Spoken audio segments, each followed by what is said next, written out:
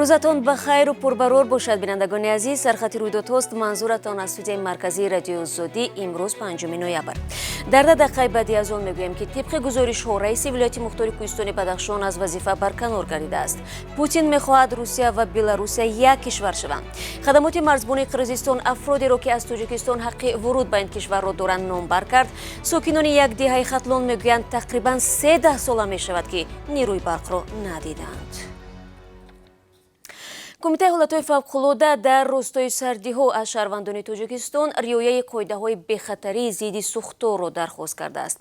کمیته از جمله گفته است ساکنان را ضرور است هنگام استفاده اسباب‌های گرم‌دهی برقی و بخاری‌ها احتیاط باشند. باید همیشه دودبرای خانه‌ها را خبر بگیرند و آنها را تازه نگاه دارند. طبق پیشگویی هواشناسان امروز در وادی‌ها باران و در ناحیه‌های کوهی در بلندی‌های بیشتر از 200 متر برف‌تر می‌بارد. در بعضی ناحیه‌ها باشد شمال با سرعت تا 13-18 متر در یک ثانیه می‌وزد. دو منبع به رادیو آزادی خبر دادند که یادگار فیضوف رئیس ولایت مختار کوهستان بدخشان از مقامش آزاد می شود. خود فیضوف برکناریش را تصدیق یا رد نکرد، اما منابع رادیو آزادی گفتند خبر تغییرات کادری در حکومت ولایت مختار کوهستان بدخشان بعد از ظهر امروز 5 نوامبر اعلان می شود. خبرگزاری آزیا پلوس با تکیه به منبع خود نوشته است که به جای فیضوف علیشیر میرزا نبود که تو این دم رئیس شهر خاروق بود تعیین گردیده است. یادگار فیضوف که از ماه اکتبر سال 2018 رئیس ولایت مختار کوهستان بدخشان می باشد در تماس کوتاه با رادیو آزادی درباره برکناریش چیزی نگفت. او حدود 3 سال پیش در پی انتقاد تند رئیس جمهور امام علی رحمان از وضع تامین امنیت در این ولایت رهبر تعیین شده بود. پیش از این فیضوف رئیس بنیاد آقاخان در تاجیکستان بود. او در حادثه های سال 2012 در شهر خاروق بین حکومت و فرماندهان منطقه میانروی کرده است. آخر هفته جاری از چین به تاجیکستان همچون کمک بشردوستانه 500,000 وای واکسین کروناوک آورده می شود. نوروز جعفرов یک مسئول وزارت تندرستی گفته است تا کنون در دایره برنامه کوواکس از طرف دولت‌های کمک رسان به کشور بیش از 5 میلیون وای واکسن های ضد کووید 19 وارد گردیده است. به گفته این مقامدار حالا ساکنان می توانند با استفاده از استرازینیکا استیصال اروپا، کروناوک چینی، مدرنا و پفایزر آمریکایی و اسپوتنیک وی روسیه از مایکوبی بگذرند. طبق اطلاع رسمی تا 3 نوامبر در تاجیکستان بیش از 2,700,000 نفر یعنی زیاده از 46% اهالی از کرونا ویروس واکسینه گرفتند.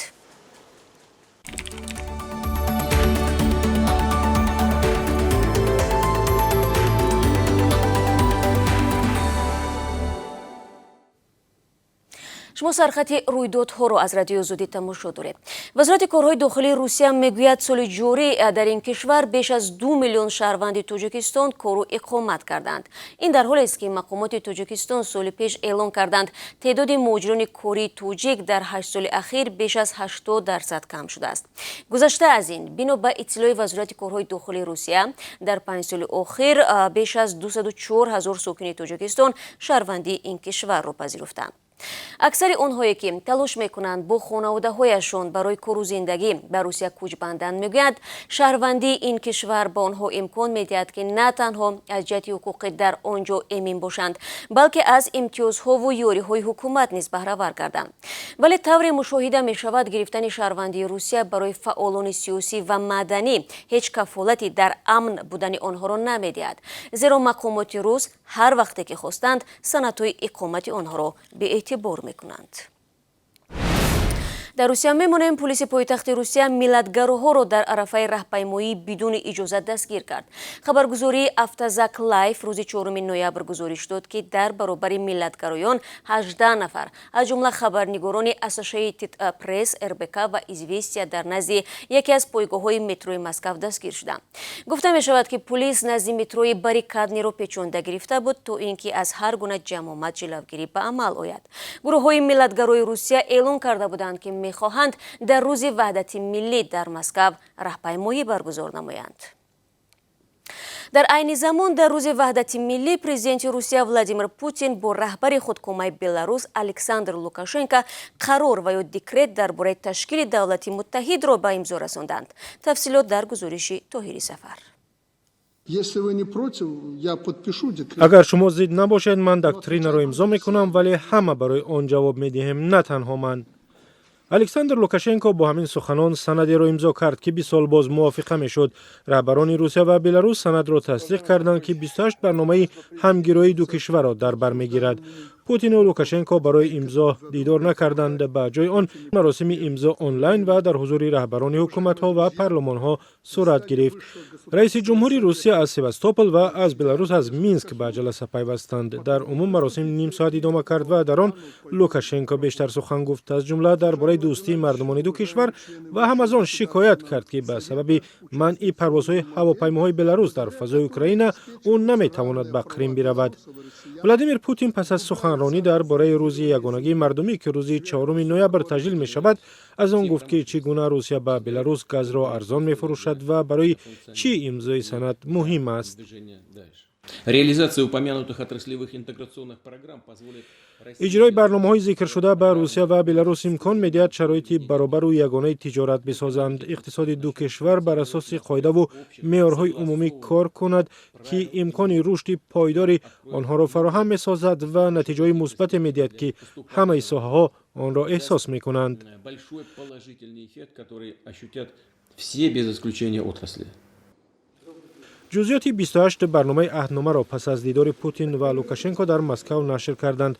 سندها اساساً مسائل مطابق کردن معیارهای اقتصادی و مالیات، بانکداری، کشاورزی و تأسیس بازار یگانه نفت و گاز و انرژتیک را در بر می‌گیرد.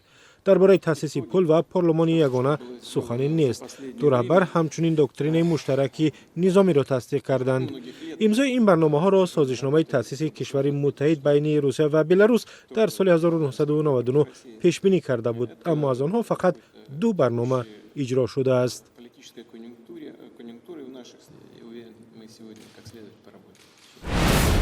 گزارش تایری سفر بود و من برنامه را ادامه میدم. مقامات قرقیزستان گفتند یک گروه معین شهروندان تاجیکستان حق وارد شدن به قلمرو این کشور را دارند.